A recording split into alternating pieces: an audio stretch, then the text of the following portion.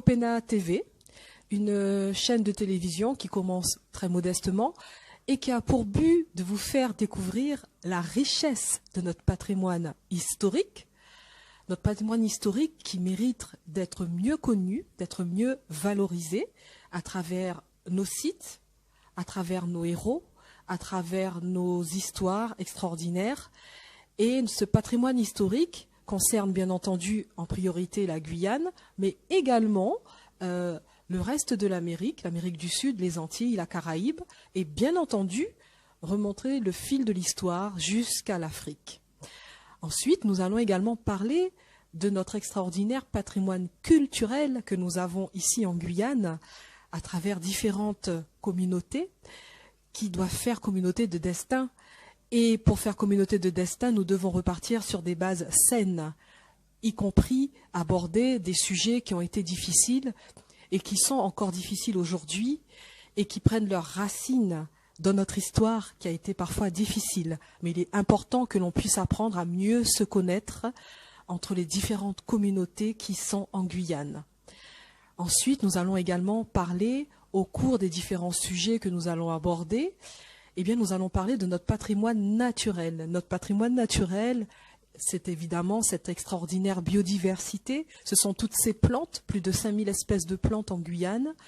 C'est également la diversité des milieux naturels. Et c'est aussi notre patrimoine minier, aussi, puisqu'on a une diversité de minéraux en Guyane. Et bien entendu, notre faune extraordinaire, même si ça devient de plus en plus difficile de l'observer.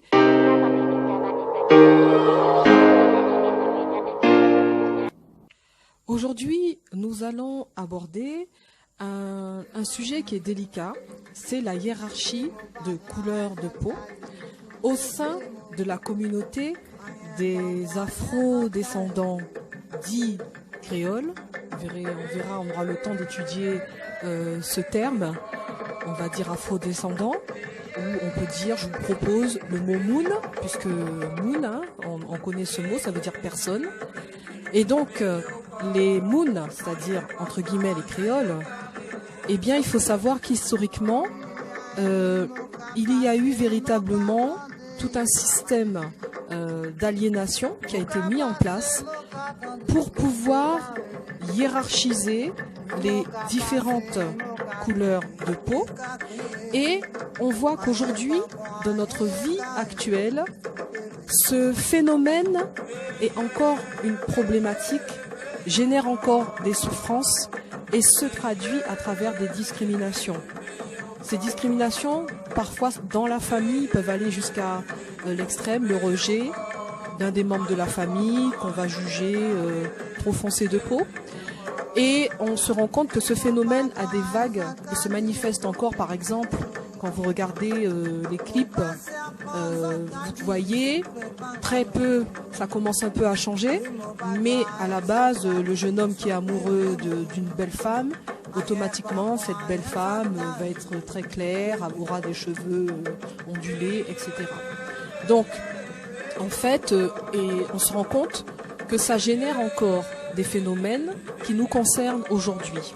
L'autre phénomène qui est très grave et qui nous concerne encore, ce sont les femmes qui mettent des crèmes éclaircissantes, qui sont des produits chimiques toxiques et qui sont très dangereux pour la santé et qui enrichissent en plus des firmes qui n'ont pas grand-chose à faire des africaines, des afro-descendantes. Et ce phénomène de crème éclaircissante se répand un peu partout, énormément dans certaines régions du monde. Et même en Guyane, on a des jeunes filles qui peuvent être amenées à se mettre des crèmes éclaircissantes. Donc c'est très important qu'on puisse parler de ce sujet et des différents termes également qui sont devenus dans le langage courant qu'on utilise couramment, comme mulâtresse, comme chabine ou chabin. Et ce sont des mots qui sont devenus, qu'on utilise comme ça de façon très banale, voire même mieux ou pire. On en est presque fier dans l'utilisation, on est presque fier de l'utilisation de ces mots-là. Donc on va un petit peu décrypter l'origine, quitte à le faire en plusieurs épisodes pour ne pas être trop long. et on va décrypter l'origine de ces mots et la nécessité qu'on a de décrypter notre histoire pour pouvoir changer notre présent et construire notre avenir. Si on remonte dans le temps, à l'origine, les Noirs n'avaient pas une image négative. On retrouvait en Europe au Moyen-Âge beaucoup de représentations de vierges noires un petit peu partout dans différents pays d'Europe. On a même aussi l'image d'un saint, le Saint Maurice, qui était un grand guerrier originaire donc de l'Égypte, un Africain donc, et il est représenté, il a même été récupéré au niveau de différents blasons et emblèmes de différentes confréries ou encore d'ordres militaires. On retrouve ces représentations un peu partout en Europe. Ensuite, on a eu l'arrivée des Maures MAURE, donc africains et arabes, qui sont arrivés dans le sud de l'Europe. Et ces Maures, donc, c'était des personnes très riches, très sophistiquées, très évoluées, et qui ont apporté beaucoup de nouveautés au niveau du sud de l'Europe.